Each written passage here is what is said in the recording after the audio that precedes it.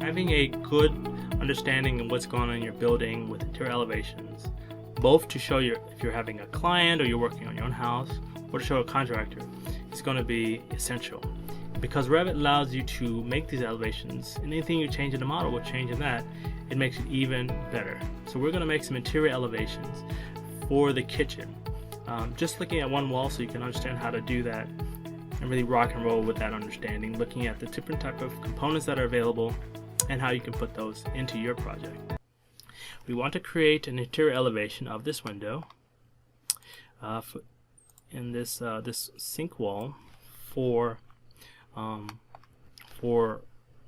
project. So we go first to View and we click Elevation, but there is an option for interior elevations, and all we need to do is choose a side. And the great thing about it is we can actually come back in here. If you've noticed that it does still show the name, we can go back in here just like we did for our window elevation, and we want to change the elevation tag. And we want to just have the filled arrow for the circle without the text. Okay, we change that. And actually we have this wall, but we also want to see our range. So we're going to click this box. Now we'll have two elevations, and if we click on the shaded area, we can see what we're going to be looking at. And so both of these are going to be showing an area that we like. So now we'll just come into the elevations. We'll open both of them, and we want to do the same thing we did for our window elevation. So we're actually going to come in here in the View template, and the thing about our interior elevation type and template, we're going to duplicate it. We'll call this interior elevation, or we actually can update the interior elevation by itself and press OK. Okay, so we've already set this interior elevation to what we're looking for. So right now we see that we probably see too much, so we're going to shorten this view, and we'll look into our elevation 1A. So this is obviously showing us we don't have any of our cabinetry, and we also don't have any sort of surfacing to the roof. So we're going to come in here, I'm going to set the View template to interior elevation. And now we look at our both elevations, and you probably want to come out a little bit. And we're going to use our same detail. We're going to look at where our elevation is, and we want to choose our own border.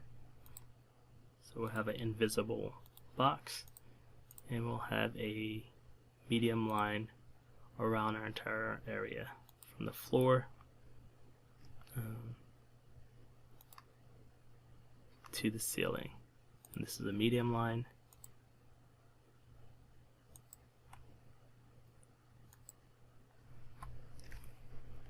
We'll turn that off. We'll make sure this is on the right level, right type, so it's solid white, so this is going to be what people are going to see. And one way we can also correct this is we want to make sure that it's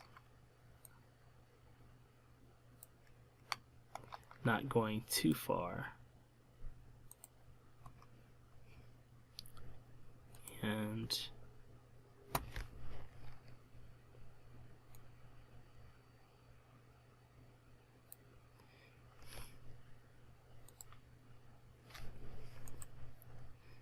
now for this one we'll do that same detail. We move it out past the walls and the ceiling, and we'll go to our reveal hidden elements to see where the top and bottom of things are. We're going to add our region, our medium lines from our floor to ceiling. We'll use a box, and we'll make invisible lines for our boundary beyond. make sure that type is our solid white. And one way to keep it going to the right type is, of course, also to just if you want to set the right type, just click it and change it with nothing selected, and then the next time you do it, it will be set properly. That's something that gets me a lot. Okay, so we can already, from our crop region, put this on our sheet. So currently we are in create boundary mode, so we will exit out of that. We'll just quit sketching. So we weren't using that, so all we need to do is, now we have our interior elevations. We go to our interior elevations in our view. We'll actually collapse this so we can see, and we'll see our interior elevations here, and we'll just put one next to the other.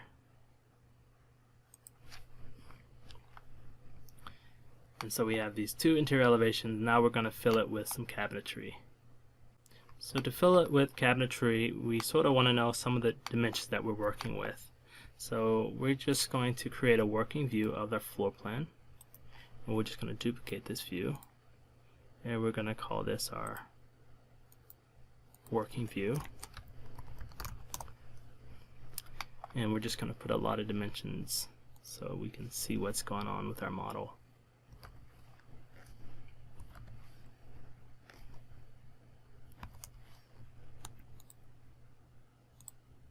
So we have 14'8" clear here. Our island is 7'8". And so right now in our elevation we only have this sort of tall cabinet, which is a placeholder, and a tall refrigerator. Our sink actually runs into the window, which is what we were avoiding.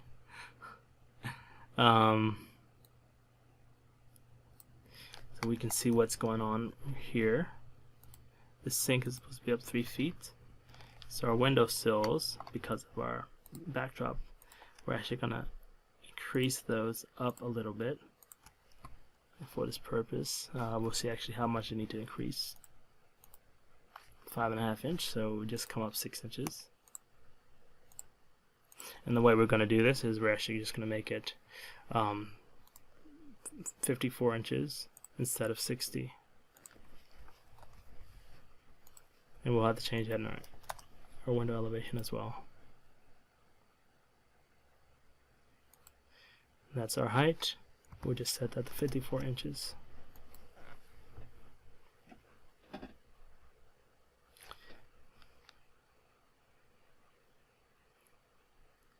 And we'll make our sill height now at 3'6". Okay, now we have that nicely not interrupting our items in our kitchen. And now we can measure what's going on with this. And this is still 8 foot. And so what we can do is we can always just bring this up a little bit, 1 3/4. Right, we'll look at our exterior to see a little bit what's going on in this location exterior wise, so we can make sure that we're not doing too much damage. And we'll go back to our window elevation, and we'll make that same adjustment. So we have this filled region here, and you see our dimension tag moved immediately. All we need to do is come in here, fix that. Alright, so we're clicking and we're going back to our elevation. And so we have a pretty short refrigerator. I think that's no, it's probably a tall kitchen, but that's 5'9". And so if we even come into our interior elevation here, we'll say this is a sink, kitchen sink. We'll change the name in our properties, kitchen sink wall. we'll come out, we'll double click to get out of that, and we'll say our island.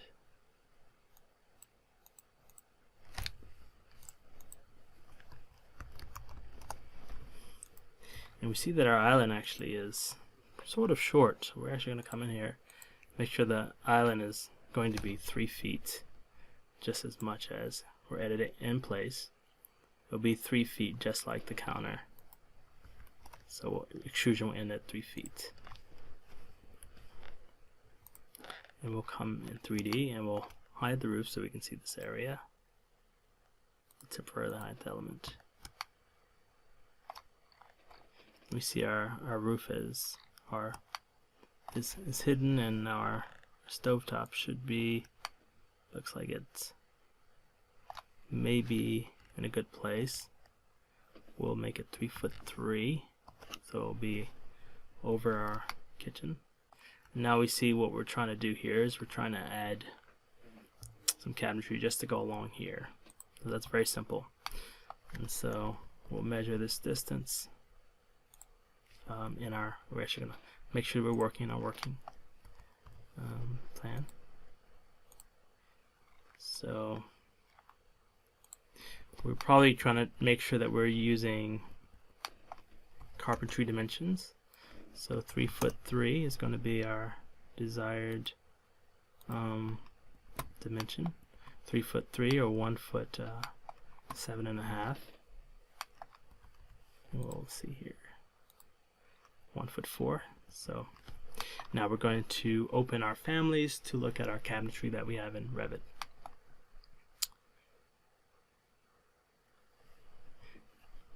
From our architecture tab, we go to component and place a component, and we're going to load the family. And so now we're going to go down to our casework family folder, and we're going to load base cabinets. And we just want to have one of these under the sink, and we'll add a single one that will go, and it's placing it in the middle. And we're going to change this to be a wider one, and we're going to now load our final one. We'll press CM. We'll load a family. This is going to be for our side cabinets. And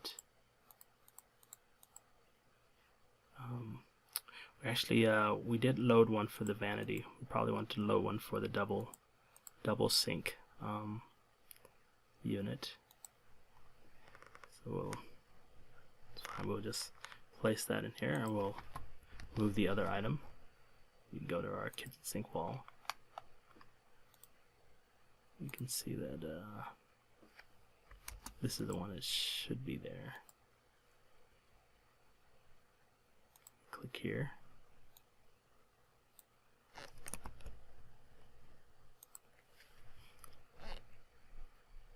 And we just cycle through to select it. So that's our vanity one. So we want this one. And since this is we go back to our working view, we'll close our level 1 view. We can go ahead and move some of these things out of the way so we can focus on our text less and focus more on our items here. So we'll move this to the middle, and we'll look at this kitchen sink wall. So we have this under the double sink, but it's not wide enough, so we need this to be, if we look at our level 1 working, it's to be at least 3'6". So to go to our kitchen sink wall, we just come in here, and 3'6" is going to be 42 inches, sorry. And so now we have the ability to make some other cabinets here. So this is 2'10". So the other cabinets will be based off that dimension. I'm going to load the family. This is going to be our base cabinet. So what we'll do is we'll use base cabinet with a single drawer. And we can just use 2 of these. And we'll look at this.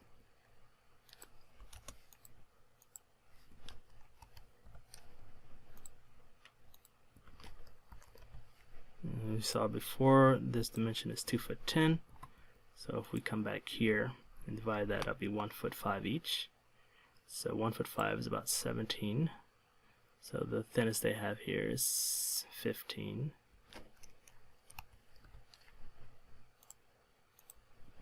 So we could just use that.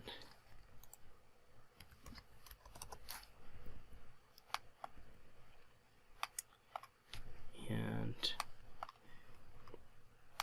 so that gives us a little bit of extra space. We don't want to push things too much. So if each of these added to 17, that would help us out. Instead, what we'll do is we'll just space this and just use a custom dimension. Though this is something you might want to focus on when you're working to avoid these things early on.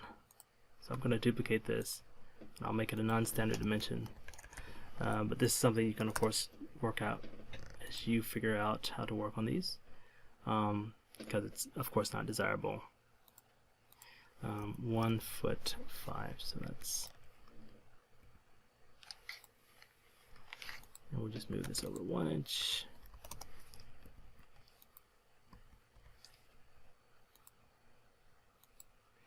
And now all we need to do is mirror that. So we have our set of cabinetry here, and what we can do above the refrigerator is we actually, as well as on this side, we can add a cabinet. So we'll go back to level 1 working, and we'll go to our CM, our placing of a component folder, and we see tall cabinets are here. So we have this options of tall cabinets. We go to the tall cabinet double door.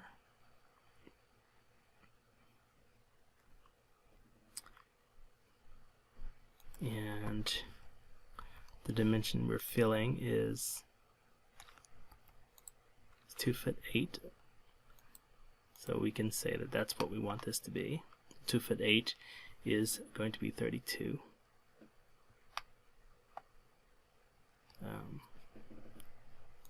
So we're going to come in here. That option is available. If it's not, we'll just add that.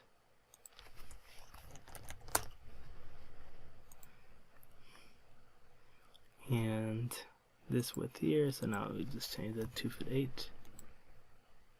Super custom. And we can take out our generic mass. And we just come to our kitchen sink wall. And now we have it a little bit lower than we want. So what we can either do is lift our windows, or maybe we could just make this a lot taller. So we're trying to have this maybe 12 inches taller. It would save our project.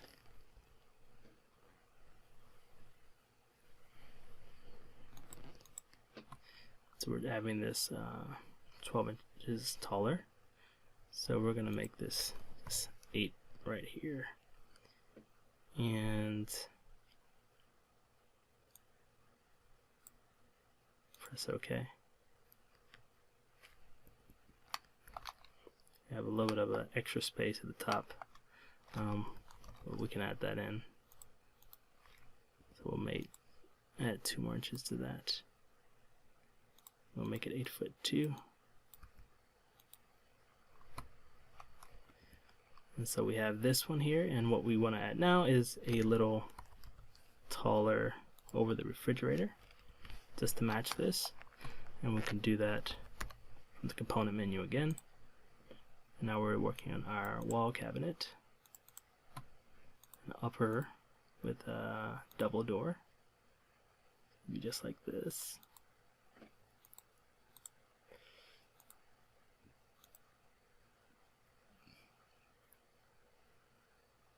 And you can see you can actually load this in your elevation. Just got to make sure you have nothing in the way. So this is going to be that same dimension of 32 inches. We just click on it, and you can set it to 32 here, and that's where this is going to be.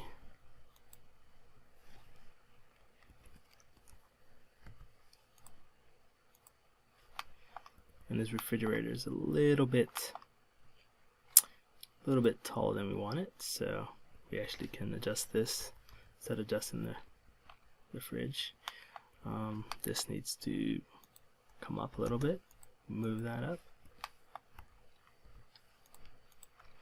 and we'll see how much we're over. 2 inches. So we just come into the family here and make the height 2'4".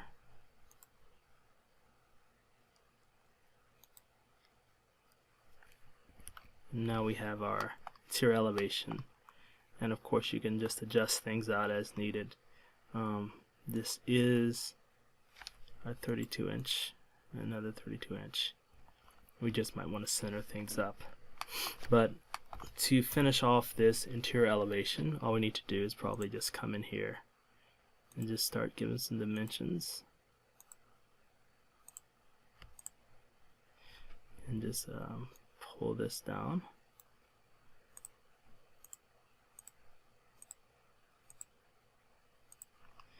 And you always can come back again if you want to just use inches. You can set it to inches.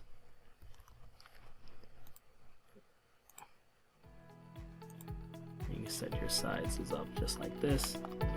And as we look at our interior elevations page, you see that we have a full set for our kitchen wall.